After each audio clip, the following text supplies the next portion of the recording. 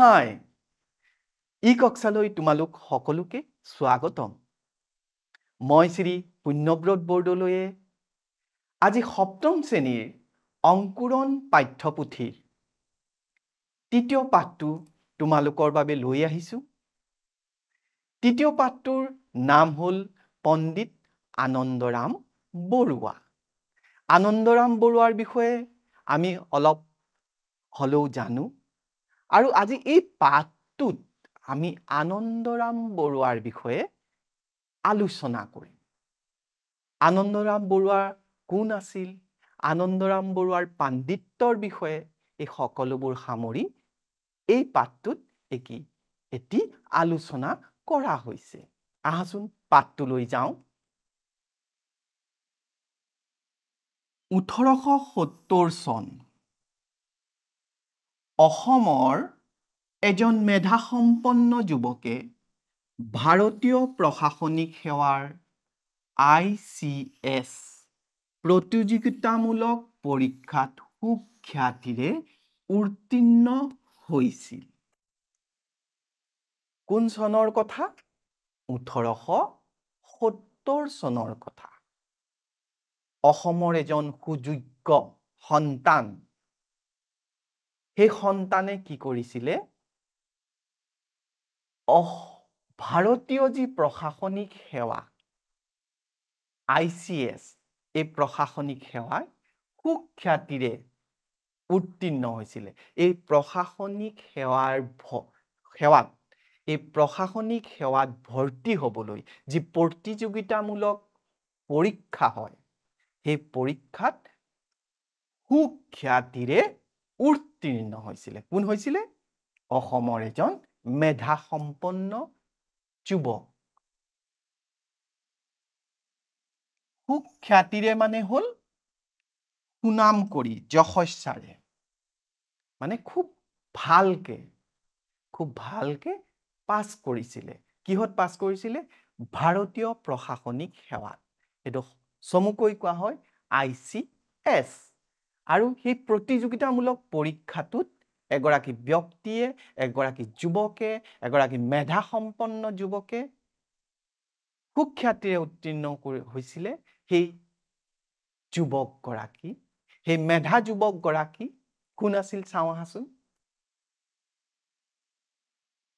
এই গৰাকী আছিল এতিয়া এই গৰাকী ব্যক্তি কোননো আমি লাহেকে গম পাম এই গৰাকী ব্যক্তি সুখ্যাতিৰে উত্তীৰ্ণ হৈছিলে কিন্তু উত্তীৰ্ণ হৈও তেখেতে স্বীকৃতিৰ বাবে থমকি ৰব লগা হৈছিল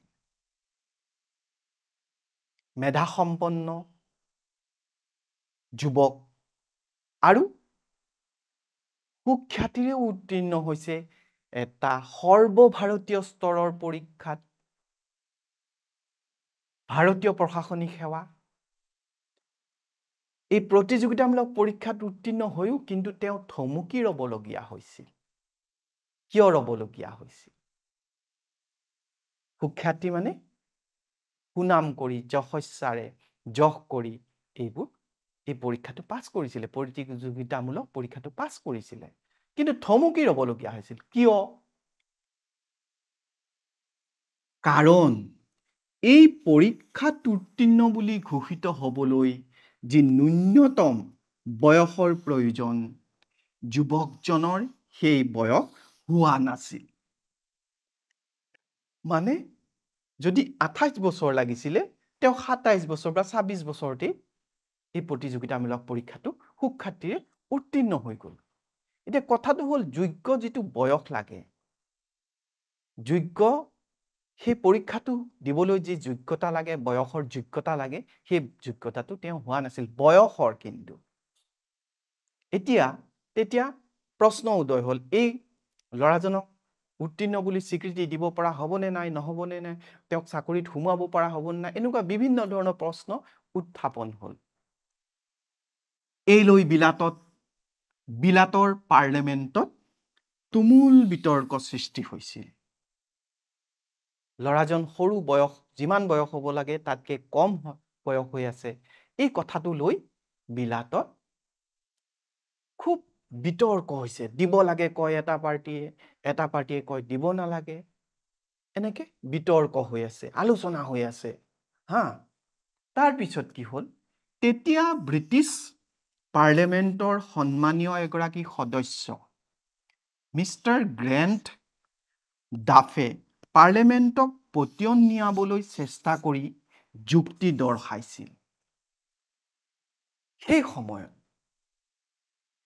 সময়ত এজন পাৰ্লিয়ামেণ্টৰ এজন সদস্যই কি কৰিছিলে, সেই যুৱকজনৰ সপক্ষে যুক্তি দিছিলে যে তেওঁ বয়স কম হৈ আছে হয়, কিন্তু কিয় হয় কি হয় যুক্তি দিছিলে পাৰ্লিয়ামেণ্টত। আমাৰ যেনেকৈ সংসদ আছে, তেওঁলোকৰ ইংলেণ্ডৰ পাৰ্লিয়ামেণ্টত, ব্ৰিটিছ পাৰ্লিয়ামেণ্টত কি কৰিলে, যুক্তি দৰ্শাইছিলে। কি বুলি যুক্তি দৰ্শাইছিলে চাওঁ আহাচোন। আমি এই সিদ্ধান্তত উপনীত হওঁতে ICS পৰীক্ষাৰ নিয়মাৱলীৰ ভিতৰুৱা উদ্দেশ্যলৈহে কাণ দিছোঁ। আমি নিয়মাৱলী এইবোৰতহে আমি বেছি জোৰ দিছোঁ। আচলতে কি হ'ব লাগে, তেওঁ ক'লে কি হ'ব লাগে, যিজন ছাত্ৰই সুদূৰ ব্ৰহ্মপুত্ৰ উপত্যকাৰ পৰা আহি ইমান প্ৰতিযোগীৰ মাজতো সুখ্যাতিৰে এই পৰীক্ষাত উত্তীৰ্ণ হ'ব পাৰিছে, তেখেতৰ আকাংক্ষাৰ বাটত আমি একো প্ৰতিবন্ধকতা জন্মাব ইচ্ছা নকৰোঁ।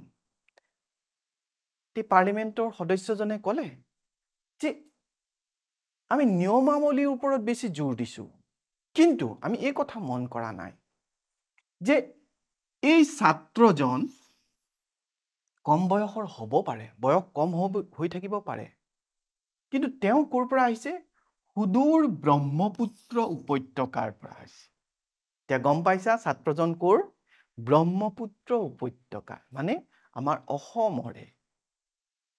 অসম ব্ৰহ্মপুত্ৰখন ক'ত আছে, অসমৰ মাজেদি বৈ গৈছে নহয়।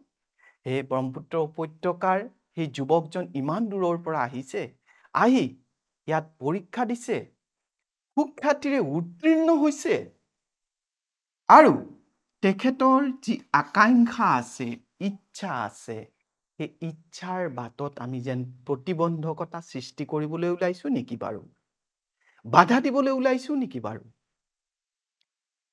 সেই প্ৰতিবন্ধকতা আমি সৃষ্টি কৰিব লাগে জানো, নালাগে। তেওঁ কৈছে নালাগে, আমি সেই প্ৰতিবন্ধকতা সৃষ্টি নকৰোঁ, আমি বাধা নিদিওঁ। প্ৰতিযোগী মানে হ'ল প্ৰতিদ্বন্দ্বী। আমি দৌৰোনে, দৌৰ প্ৰতিযোগিতা হয়, সেই দৌৰ প্ৰতিযোগিতাত যি অংশগ্ৰহণ কৰে তেওঁলোক প্ৰতিযোগী। আৰু এই পৰীক্ষাটো এটা প্ৰতিযোগিতামূলক পৰীক্ষা বুলি কৈছে। সকলোৱে তাত অংশগ্ৰহণ কৰিব পাৰে, কিন্তু কি হ'ব পাৰে, নোৱাৰে, তেওঁলোকে উত্তীৰ্ণ হ'ব নোৱাৰে বা সফল হ'ব নোৱাৰিবও পাৰে। এতিয়া আমি পাৰ্লিয়ামেণ্টত তেখেতে কৈছে যে আমি ইয়াত প্ৰতিবন্ধকতা, বাধা সৃষ্টি কৰিব নালাগে, তেওঁৰ ইচ্ছা, তেওঁৰ আকাংক্ষাক আমি পূৰণ কৰিবলৈ হে জোৰ দিব লাগে। তাৰপিছত কি হ'ল, এইদৰে মহামতী মিষ্টাৰ গ্ৰেণ্ট ডাফেৰ মহানুভৱতাৰ ফলতেই এই বিতৰ্কৰ পৰা ৰক্ষা পোৱা মেধাৱী যুৱকজনেই হ'ল আনন্দৰাম বৰুৱা, যাৰ চেষ্টাৰ ফলত, মিষ্টাৰ গ্ৰেণ্ট ডাফেৰ চেষ্টাৰ ফলত কি হ'ল, তেওঁ যোগ্য বুলি ঘোষিত হ'ল। আৰু সেই যুৱকজন কোন হ'ল, আমি আলোচনা কৰিবলৈ ওলোৱা আনন্দৰাম বৰুৱা, পণ্ডিত আনন্দৰাম বৰুৱা। পণ্ডিত আনন্দৰাম বৰুৱা ব্ৰহ্মপুত্ৰ উপত্যকাৰ পৰা গৈ সুদূৰ ইংলণ্ডত এই পৰীক্ষা দিলে, পৰীক্ষাত সুখ্যাতিৰে উত্তীৰ্ণ হ'ল, আৰু এতিয়া তেওঁ ব্ৰিটিছ আমোলাত চাকৰি কৰিব। চাওঁ আহাচোন কেনেদৰে তেওঁ নিজৰ কৰ্মজীৱন আৰম্ভ কৰিলে। শ্ৰেষ্ঠাৰ অসাধ্য একো নাই বুলি এষাৰ কথা আছে। আমি যিকোনো এটা কাম কৰিবলৈ যদি যাওঁ তেতিয়া আমাৰ শ্ৰেষ্ঠাৰ প্ৰয়োজন।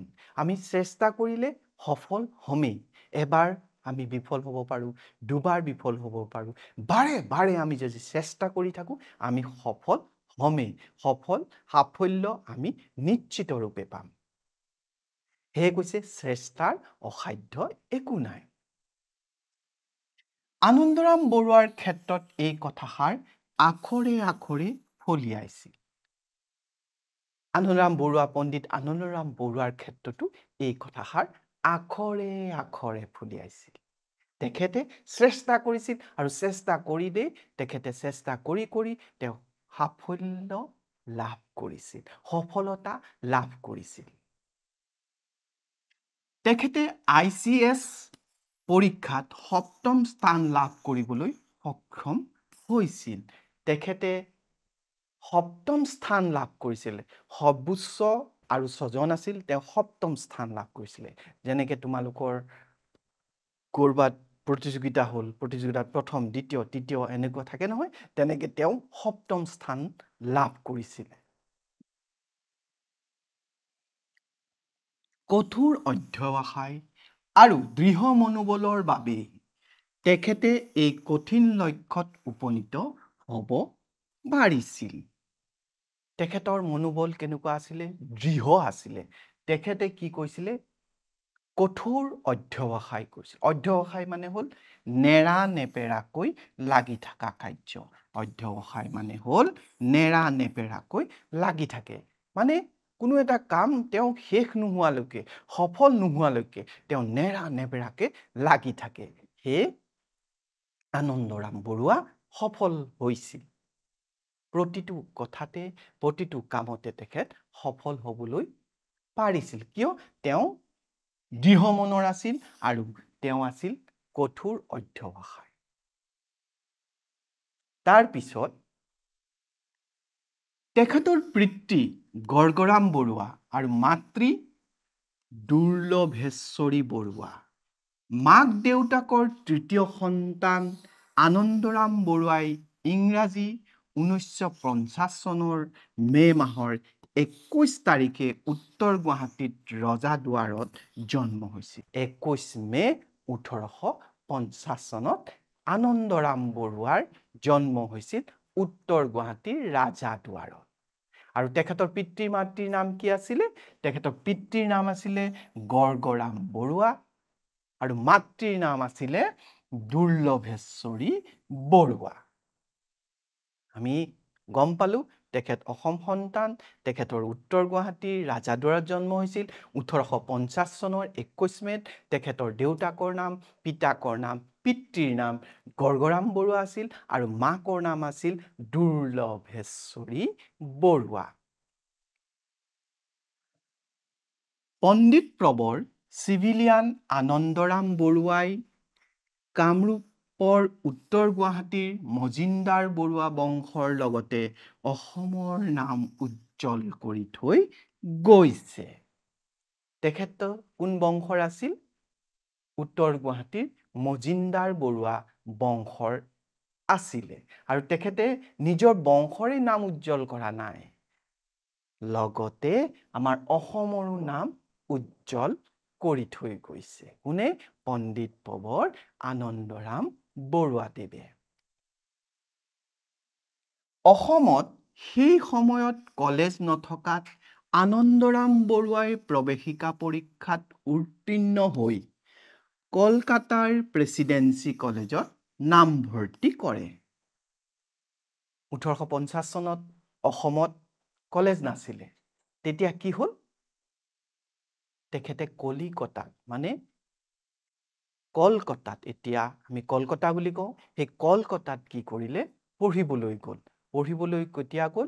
প্ৰৱেশিকা পৰীক্ষা পাছ কৰি উঠি। আৰু ক'ত নাম লগালে? তেওঁ নামভৰ্তি ক'ত কৰিলে? কলকাতাৰ প্ৰেচিডেন্সি কলেজত।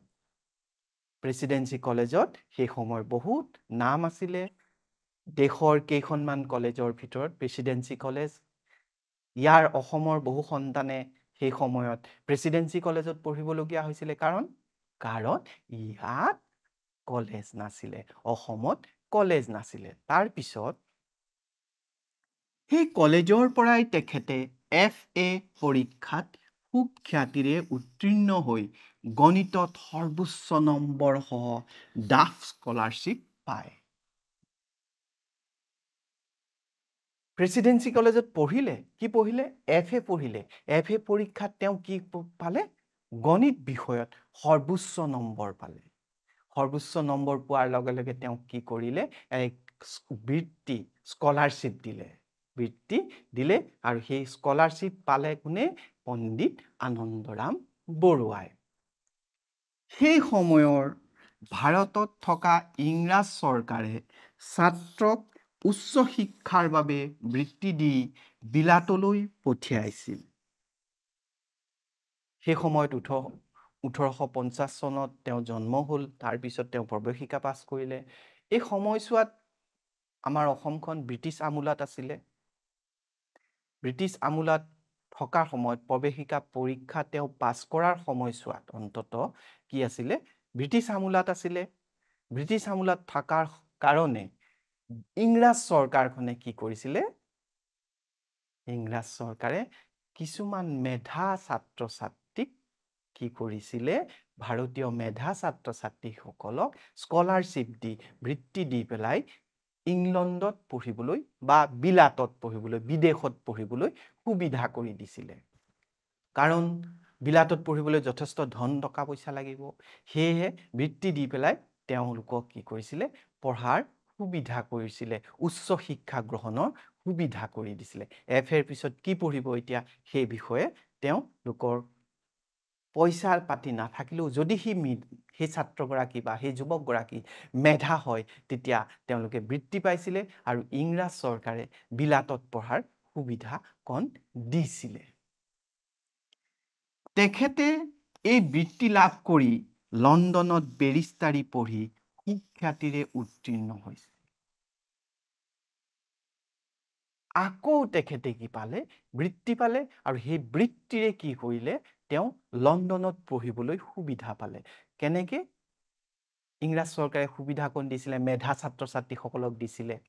আৰু তেওঁ গৈ এইবাৰ লণ্ডন পালেগৈ আৰু তাত বেৰিষ্টাৰী পঢ়িলে। বেৰিষ্টাৰী পঢ়িও তেওঁ বেৰিষ্টাৰী পৰীক্ষাটো কি হ'ল? সুখ্যাতিৰে নাম কৰি উত্তীৰ্ণ হ'ল। যিহেতু তেওঁ মেধা, স্কলাৰশ্বিপ পালে, বৃত্তি পালে আৰু সেই বৃত্তি লৈ তেওঁ ইংলণ্ডত পঢ়িবলৈ গ'ল, বেৰিষ্টাৰী পঢ়িলে, ওকালতি পঢ়িলে আৰু সেই ওকালতি পঢ়োতেও তেওঁ ভালকৈ বৰ সুন্দৰকৈ পাছ কৰিলে, বৰ খ্যাতিৰে পাছ কৰিলে, নাম কৰি পাছ কৰিলে। কোনে? পণ্ডিত প্ৰবৰ আনন্দৰাম বৰুৱাদেৱে। সুখ্যাতিটো আমি আগতেও কৈছোঁ, যশস্যা সুনাম। স্বদেশলৈ উভতি আহি তেখেতে পোনপ্ৰথমে শিৱসাগৰ জিলাত সহকাৰী মেজিষ্ট্ৰেট হিচাপে যোগদান কৰে। আনন্দৰাম বৰুৱা বিলাতৰ পৰা ঘূৰি আহিলে। আহি তেওঁ চৰকাৰী চাকৰিত নিযুক্ত হ'ল আৰু তেওঁ প্ৰথমতে কি হিচাপে নিযুক্তি পালে? শিৱসাগৰৰ সেই সময়ৰ শিৱসাগৰ জিলাৰ সহকাৰী মেজিষ্ট্ৰেট হিচাপে তেখেত কি হ'ল? নিযুক্ত হ'ল। তেওঁ কৰ্মজীৱন আৰম্ভ হ'ল। তাৰ পাছত তেখেতে মৈমনসিং জিলাৰ সহকাৰী মেজিষ্ট্ৰেট আৰু কালেক্টৰ হিচাপে নিযুক্তি লাভ কৰে। তাৰ পিছত তেওঁ কি হ'ল? প্ৰথম সহকাৰী মেজিষ্ট্ৰেট হ'ল শিৱসাগৰ জিলাৰ। এইবাৰ কি হ'ল? আকৌ সহকাৰী মেজিষ্ট্ৰেট হৈ মৈমনসিং জিলালৈ আহিলে আৰু মৈমনসিং জিলাত তেওঁ কালেক্টৰো হ'ল। কালেক্টৰ হ'ল। এতিয়া মৈমনসিং জিলাখন মানে কি? মৈমনসিং হ'ল অবিভক্ত ভাৰতৰ পূব বংগৰ এখন জিলাৰ নাম। বৰ্তমান ই বাংলাদেশৰ এখন জিলা। সেই সময়ত ভাৰত, পাকিস্তান, বাংলাদেশ সকলো মিলি ভাৰত আছিলে, ভাৰতবৰ্ষ। কিন্তু সেই সময়ত তেখেত পণ্ডিত প্ৰবৰ আনন্দৰাম বৰুৱা কি আছিলে? মৈমনসিং জিলাৰ কালেক্টৰ হ'ল, সহকাৰী মেজিষ্ট্ৰেট হ'ল, এনেকৈ তাতো তেওঁ নিজৰ সেৱা প্ৰদান কৰিছিলে। সহকাৰী মেজিষ্ট্ৰেট হিচাপে বা কালেক্টৰ হিচাপে দুইটা পদতে তেওঁ আছিলে তাত। তাৰপিছত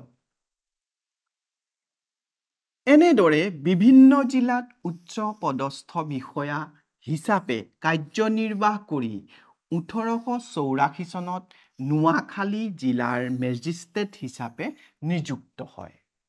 এনেদৰে তেওঁ কৰ্মজীৱনত আগবাঢ়ি গৈ আছে আৰু তেওঁ কি হ'ল, এইবাৰ নোয়াখালী জিলাখনৰ কি হ'ল, মেজিষ্ট্ৰেট হ'ল। তেখেত নোয়াখালী জিলাৰ মেজিষ্ট্ৰেট হ'ল কিমান চনত? 1884 চনত। নোয়াখালী হ'ল অবিভক্ত ভাৰতৰ পূব বংগৰ এখন জিলাৰ নাম। বৰ্তমান ই বাংলাদেশৰ অন্তৰ্ভুক্ত এখন গুৰুত্বপূৰ্ণ জিলা। নোয়াখালীও এতিয়া বাংলাদেশত আছে। সেই বাংলাদেশৰ এখন জিলা, তেতিয়াৰ জিলাও আছিলে নোয়াখালী। বৰ্তমানো নোয়াখালী জিলাখন বাংলাদেশত আছে। তেওঁ এতিয়া তাত মেজিষ্ট্ৰেট হিচাপে 1884 চনত নিযুক্তি লাভ কৰে। তেওঁ পদোন্নতি হয়। নোয়াখালীত থাকোঁতে তেখেতে বংগদেশৰ উন্নয়নমূলক কাম কৰাৰ উপৰিও আৰু তাত এটি গুৰুত্বপূৰ্ণ কাম আৰম্ভ কৰে। এই অসমৰ সুযোগ্য সন্তানগৰাকীয়ে কি কৰিলে, মেজিষ্ট্ৰেট হিচাপে নোয়াখালীত সেৱা আগবঢ়াই আছে আৰু তাৰ লগে লগে তেওঁ এটা গুৰুত্বপূৰ্ণ কামো কৰিছিলে। সেই কামটো কি? অসমৰ দৰে বংগদেশতো অঞ্চলভেদে ভাষাৰ ভিন্নতা আছিল। আমাৰ অসমতো বিভিন্ন ভাষীৰ ব্যক্তি আছে। আমাৰ অসমতো বিভিন্ন ভাষাৰ প্ৰচলন হয়। তেনেদৰে বংগদেশতো বিভিন্ন ভাষা প্ৰচলন হৈছিলে। সেই অঞ্চলভেদে যিবোৰ ভাষা আছিলে, সেই ভাষাবোৰৰ ওপৰত তেখেতে এটা কাম কৰিছিলে। এই ভিন্নতা দূৰ কৰাৰ কাৰণে বংগদেশৰ ভাষাবিদসকলে মান্য ভাষাত এখন অভিধানৰ প্ৰয়োজনীয়তা অনুভৱ কৰিছিল। বিভিন্ন ধৰণৰ ভাষা, এটা শব্দকে অঞ্চলভেদে বেলেগ বেলেগ কয়। তো তেতিয়া কি হ'ল, তাৰ পণ্ডিতসকলে, তাৰ বিদ্বানসকলে কি কৰিলে, যে আমাক এটা মান্য শব্দ, মান্য ভাষা আমাৰ প্ৰয়োজন। সেই কথাটো তেওঁলোকে পলে পলে অনুভৱ কৰিছিলে। তেতিয়া এই ক্ষেত্ৰত পণ্ডিত প্ৰবৰ আনন্দৰাম বৰুৱাই কি ভূমিকা গ্ৰহণ কৰিছিলে চাওঁ আহাচোন। তেখেতে এই গুৰুত্বপূৰ্ণ কামটো হাতত লৈছিল, যদিও সম্পূৰ্ণ কৰিব নোৱাৰিলে। তেওঁ ব্ৰহ্মদেশৰ এটা মান্য ভাষা ল'ব বিচাৰিছিলে, মান্য ভাষা এটা গঠন কৰিব বিচাৰিছিলে। মান্যতা দি তেওঁ গুৰুত্ব সহকাৰে এই কামটো, মান্য ভাষা এটা গঢ় দিবলৈ যি চেষ্টা কৰিছিলে, সেইটো কিন্তু তেখেতে সম্পূৰ্ণ কৰিব নোৱাৰিলে। তেখেতৰ অগাধ পাণ্ডিত্য, আকৰ্ষণীয় ব্যক্তিত্ব আৰু বিভিন্ন উন্নয়নমূলক কাৰ্যই বংগৰ নোয়াখালীৰ ৰাইজক মুগ্ধ কৰিছিল। তেখেতে অকল পণ্ডিতেই নহয়, মেধাই নহয়, তেখেতে বিভিন্ন ধৰণৰ কাম কৰি সমাজত লোকপ্ৰিয় হৈছিলে, জনপ্ৰিয় হৈছিলে। আৰু তেখেতে সেই অঞ্চলবিলাক, নোয়াখালীত থাকোঁতে তেখেতে বংগদেশত থাকোঁতে কি কৰিছিলে, উন্নয়নমূলক কাৰ্য কৰিছিলে, কৰি জনপ্ৰিয় হৈ পৰিছিলে মানুহৰ মাজত আৰু সকলোকে মুগ্ধ কৰি পেলাইছিলে। নোয়াখালীত তেখেতৰ নামেৰে স্কুল, বজাৰ স্থাপন আৰু পুখুৰী খন্দা কাৰ্যই তাৰ প্ৰমাণ। সেই সময়ত নোয়াখালীত তেওঁ জনপ্ৰিয়তা ফলত তাত কি হৈছিলে, তেখেতৰ নামেৰে স্কুল আছিলে, বজাৰ আছে, পুখুৰী আছে। এইবোৰ তেখেতৰ জনপ্ৰিয়তাৰ এক নমুনা। আৰু সেই কালত স্ত্ৰী শিক্ষাৰ প্ৰচাৰৰ বাবে তেখেতে নোয়াখালীত এখন বালিকা বিদ্যালয়ো স্থাপন কৰিছিল। সেই সময়ত স্ত্ৰী শিক্ষা বহুত পিছপৰি আছিলে। তেখেতে স্ত্ৰীসকলক মহিলাসকলক আগুৱাই লৈ আহিবলৈ নোয়াখালীত এখন বালিকা মানে ছোৱালীৰ বাবে বিদ্যালয়ও স্থাপন কৰিছিলে। তাৰ পিছত সংস্কৃত ভাষাৰ অমৃত মন্থনেই আছিল তেখেতৰ জীৱনৰ একক ব্ৰত। সংস্কৃত ভাষাৰ পণ্ডিত আছিল তেখেতে। সংস্কৃত ভাষাটো ভিতৰত সোমাই গৈ তাক মন্থন কৰা বুলি কয়, মানে অনুসন্ধান কৰি গৱেষণা কৰি সেই ভাষাটো খুব ভাল পাইছিলে। আৰু তেওঁ যেন মই জীৱনৰ লক্ষ্য বা ব্ৰত যে সংস্কৃত ভাষাৰ মন্থন কৰা। তেখেতৰ দৃঢ় অভিপ্ৰায় আছিল বিশ্বৰ বুকুত ভাৰতীয় ভাষা শিক্ষাৰ গৌৰৱ বিলোৱা। তেখেতে কি ভাবিছিলে? তেখেতৰ জীৱনৰ লক্ষ্য আছিলে যেন বিশ্ববাসীৰ ওচৰত ভাৰতীয় যি ভাষাসমূহ আছে এই ভাষাসমূহক আগুৱাই লৈ যোৱা, এই ভাষাসমূহক পৰিচয় কৰাই দিয়া, এই ভাষাসমূহৰ মাধুৰ্য লালিত্য বিশ্ববাসীক জনোৱা। এই উদ্দেশ্যেৰে তেখেতে প্ৰাচীন ভাষা সাহিত্যৰ পুনৰুদ্ধাৰৰ বাবে চেষ্টা কৰিছিল। তেখেতে ভাৰতীয় ভাষাসমূহক বিশ্বৰ আগলৈ লৈ যাবলৈ বা জনপ্ৰিয় কৰিবলৈ যি ব্যৱস্থা চেষ্টা কৰিছিলে, তেওঁ কি কৰিছিলে? পুনৰুদ্ধাৰৰ এক প্ৰয়াস কৰিছিলে। আৰু এই উদ্দেশ্যৰে কি হৈছিলে? তেখেতে কি কৰিছিলে? প্ৰাচীন ভাষাসমূহক পুনৰুদ্ধাৰৰ এক প্ৰয়াস কৰিছিলে। কিহৰ? ভাৰতীয় ভাষাসমূহক যেন যি তাৰ লালিত্য, যি তাৰ জনপ্ৰিয়তা, সেইবোৰ যেন বিশ্ববাসীয়ে জানক, মানুহবোৰে জানক, এই কথাটো তেওঁ চেষ্টা কৰিছিলে। তেখেতৰ আশাধুৰীয়া অধ্যয়নৰ ফলস্বৰূপে সৃষ্টি হৈছিল ব্যৱহাৰ উপযোগী ইংৰাজী সংস্কৃত অভিধান। তেখেতে কি কৰিছিলে? বহুত চেষ্টা কৰি ইংৰাজী আৰু সংস্কৃতৰ অভিধান শব্দকোষ সৃষ্টি কৰিছিলে, ৰচনা কৰিছিলে, তেওঁ সংকলন কৰিছিলে। উচ্চ সংস্কৃত ব্যাকৰণ সংস্কৃত শিক্ষাৰ্থীৰ সহচৰ আৰু সৰস্বতী কণ্ঠভৰণৰ দৰে কালজয়ী অমৰ ৰচনা বুলি তেখেতে সৃষ্টি কৰিছিলে। কি? আৰু উচ্চ সংস্কৃত ব্যাকৰণ সংস্কৃত শিক্ষাৰ্থীৰ সহচৰ আৰু সৰস্বতী কণ্ঠভৰণৰ দৰে বহু মূল্যৱান গ্ৰন্থ। এই কালজয়ী গ্ৰন্থসমূহ এতিয়াও পণ্ডিতসকলে অধ্যয়ন কৰিবলগীয়া হয়। বহু তথ্য তাত তেখেতসকলে পায়। তেখেতৰ পাণ্ডিত্যত বিমুগ্ধ হৈ সেই সময়ৰ প্ৰখ্যাত কবি মেকমিলানে এই স্তৱকটি লিখিছিল। সেই সময়ৰ পণ্ডিত, সেই সময়ৰ প্ৰখ্যাত কবি মেকমিলানে লিখিছিল আনন্দৰাম বৰুৱাৰ বিষয়ে। কি লিখিছিল? এটা নাম আছে যাৰ পৰশত পুৱাৰ পৰা সন্ধিয়ালৈকে, সন্ধিয়াৰ পৰা পুৱতিলৈকে মই থিৰে থাকিব নোৱাৰা হৈছো। এটা নাম শুনি তেওঁ থিৰে থাকিব নোৱাৰে। কেতিয়া? ৰাতিৰ পৰা সন্ধিয়ালৈ, সন্ধিয়াৰ পৰা পুৱতি নিশালৈ তেওঁ থাকিব নোৱাৰা হৈছে। সেই নামটো কোন বাৰু? আমি জানো আহাচোন। ই নিজৰাৰ কুলু কুলু শব্দ নহয়, নাইবা হেমন্ত কালৰ গছৰ পাতৰ ৰিপ ৰিপ বতাহৰ হেন্দোলনি নহয়। বৰ্ণনা কৰি তেখেতে লিখিছে মেকমিলানে। ই লাৱণ্যময়ী যুৱতীৰ নাম নহয়, নাইবা দুপৰ নিশাৰ অমিত বৰষা বুলবুলৰ ধ্বনিও এই নামত নাই। নিজৰাৰ কুলু কুলু শব্দ নহয়, নহয় হেমন্তৰ কালৰ গছৰ পাতৰ ৰিপ ৰিপ বতাহৰ হেন্দোলনিও নহয়। ই লাৱণ্যময়ী যুৱতীৰ নাম নহয়, নাইবা দুপৰ নিশাৰ অমিত বৰষা বুলবুল চৰাই বুলবুলৰ ধ্বনিও নহয়। কি? এই নামটো কি? এই নামটো আন কাৰো নহয়, অলপতে ICS পাছ কৰা আনন্দৰাম বৰুৱাৰ।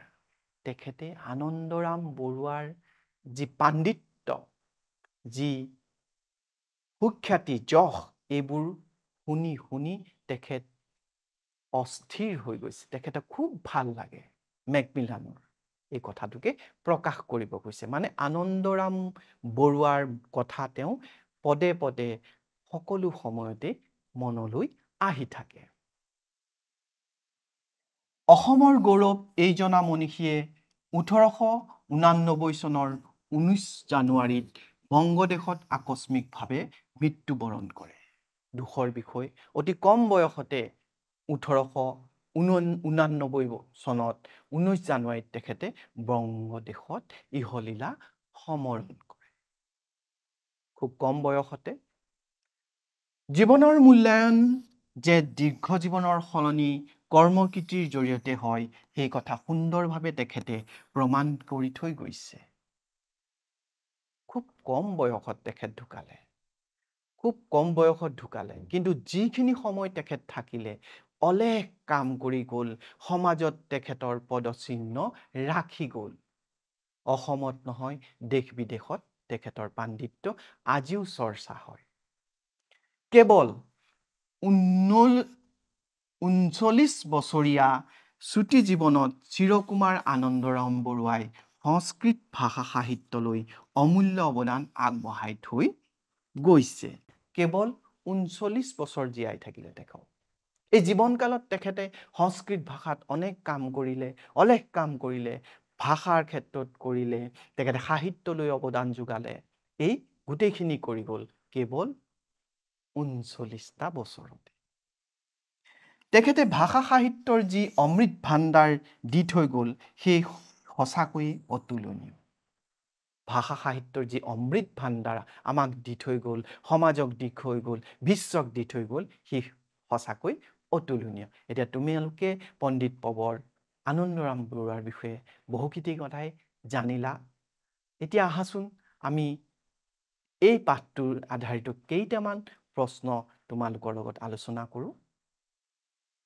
আনন্দৰাম বৰুৱাৰ জন্ম ক'ত হৈছিল আমি নিশ্চয় গম পাইছোঁ যে আনন্দৰাম বৰুৱা ক'ত জন্ম হৈছিল অসমৰ ক'ত জন্ম হৈছিল অসমৰ গুৱাহাটীত হৈছিল নে উত্তৰ গুৱাহাটীত হৈছিল আনন্দৰাম বৰুৱাৰ জন্ম হৈছিল গুৱাহাটীত উত্তৰ গুৱাহাটীত কোনটো শুদ্ধ হ'ব উত্তৰ গুৱাহাটীত আনন্দৰাম বৰুৱাৰ উত্তৰ গুৱাহাটীৰ ৰাজাদুৱাৰত জন্ম হৈছিল তাৰ পিছৰ প্ৰশ্নটো হ'ল তেওঁৰ পিতৃ মাতৃৰ নাম কি আছিল তেওঁ পিতৃ মাতৃৰ নাম আমি ইতিমধ্যে আলোচনা কৰিছোঁ তেওঁ পিতৃ মাতৃৰ নাম আছিল গড়গড়াম বৰুৱা আৰু মাতৃৰ নাম আছিল দুৰ্লভেশ্বৰী বৰুৱা গড়গড়াম বৰুৱা আৰু দুৰ্লভেশ্বৰী বৰুৱা আৰু এটা প্ৰশ্ন হ'ল আনন্দৰাম বৰুৱাই কলকাতাৰ কোন কলেজত নামভৰ্তি কৰিছিল আমি গম পাইছোঁ যে আনন্দৰাম বৰুৱাই প্ৰৱেশিকা পৰীক্ষা পাছ কৰি ক'ত গৈছিলে কলকাতাত তেওঁ কি পঢ়িছিলে